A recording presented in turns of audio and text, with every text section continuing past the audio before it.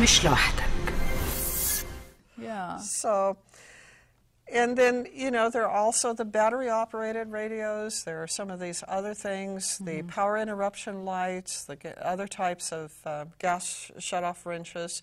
The particular one at the end of the table there is actually a spark-free gas shut-off wrench. The wrench? Yes. And Take a look at it. also has a pry bar on it, although not as sharp as the one in this particular kit. And returning to the issue of light, I have a couple of examples there at the end of the table as well with the headlamp. And one of the things that people forget is that if you're dealing with a couple of hours of an outage, you might be happy working with a flashlight for a while, but that gets old really fast. Yeah. And if you have to diaper a baby, if you want to start sweeping up or shoveling up the rubble, anything where you need two hands to cook or whatever. So this comes in really practical. It's very, very practical to have something that you can attach to your body or a headlamp. In addition, I have the Gorilla light there that was very popular during the recent long-term power outages. They weren't really that long-term, just up to a week. To me, it was a nightmare. I had the power was out for 4 days. Yes. And it was eternity. It just felt like eternity. We couldn't find flashlights. Of course, we were not prepared. I went all over the city. The city was just pitch dark.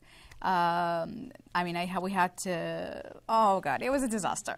It was a disaster, yeah. And yet, from my perspective, it was not, because we still had running water. Absolutely. Some people still had heat. I had heat. I would have probably gone crazy if I didn't have hot water. And, you know, in most cases, people could get in and out of the area to somewhere where there was power, so they could recharge their communication devices and get on their laptops and check their emails and get a hot cup of coffee. Absolutely. I mean, I charged my phone and my car. So, I mean, it was just, you look at things differently in a different perspective when you go through like a disaster, an emergency. I wouldn't call it a disaster because it was not a disaster comparing to this, but you know, it was to me because we're not used to this. So it was a nightmare. So one of the things people ask me a lot, particularly during that time period, about lanterns, and I don't advocate propane lanterns too often. Sometimes I have people who are familiar with camping and backpacking and things like that, and they already have things like that. And those are fine to use if you know when and how to use them. But the fuel-operated devices, certainly for the first week or so, are very dangerous to use because aftershocks can knock them over and start fires. So that's a problem right there. The other thing is people who are not knowledgeable might attempt to take those inside, and they can then end up dying of carbon monoxide poisoning. That's a very important point. So they're only meant to be used outside. Yes, exactly, and not even in a tent.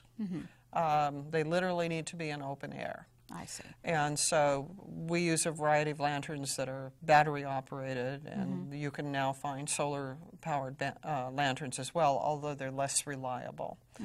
And real popular during the windstorms was my little Gorilla light.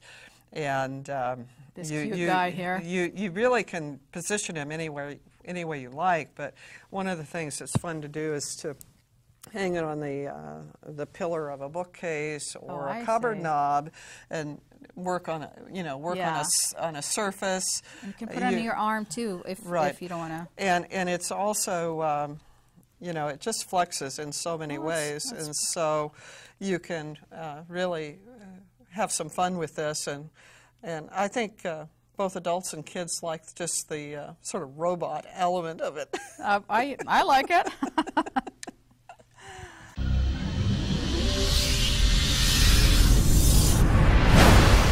مش لوحدك.